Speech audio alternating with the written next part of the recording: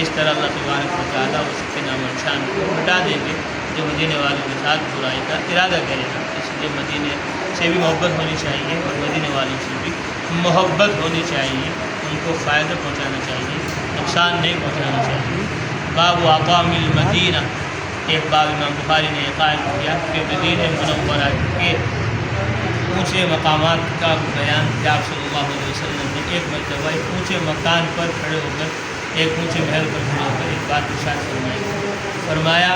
حضرت اسامہ فرماتے ہیں اشرف النبی صلی اللہ علیہ وسلم علی اتم من اقام المدینہ، حضرت محمد صلی اللہ علیہ وسلم مدینہ منورہ کی اونچی جگہوں میں سے ایک اونچی جگہ پر کھڑے ہو کر آپ نے ارشاد فرمایا هل ترون، کیا تم دیکھ رہے ہو، ما ارا، جو میں دیکھ رہا ہوں، انی لا ارا، میں دیکھ رہا ہوں، فتنوں کی جگہ تمہارے گھروں کے درمیان سے جیسے پانی کے قطرے گرنے کی جگہ ہے، تو مجھے یہاں سے گویا وہ فتنے جو میرے بعد ظاہر ہوتے یہاں سے دکھائی دے رہے ہیں۔ چنانچہ مدینہ منورہ کے اندر فتنے ظاہر ہوئے۔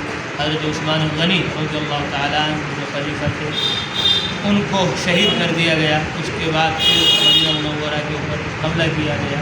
اس طرح بہت سارے فتنے آپ صلی اللہ علیہ وسلم کو دکھائے گئے اور آپ صلی اللہ علیہ وسلم نے ان کو بتا دیا ان واقعات کے ہونے سے پہلے کہ آپ صلی اللہ علیہ وسلم کو معجزہ تھا۔ اللہ تبارک و تعالیٰ ہم سب کو مدینہ منورہ کی عظمت محبت نصیب فرمائے، اور ہر سال ہمیں حج کرنے کی اور مدینہ عمرہ کرنے کی، بار بار مکہ مدینہ میں جانے کی توفیق نصیب فرمائے۔ جب محبت ہوگی مکہ سے مدینہ سے تو آدمی جائے گا مکہ میں مدینہ، اور جب محبت نہیں ہوگی تو پھر کیسے جائے گا؟ محبت گر نہ ہو تو مشکل ہے۔ آداب محبت بھی، محبت آداب محبت خود سکھا دی۔ مجھے نظر ہے میری الفت مدینے سے یوں ہی نہیں، میری الفت محبت مدینے سے یوں نہیں کہ میرے آقا مدینے میں ہیں آپ صلی اللہ علیہ وسلم۔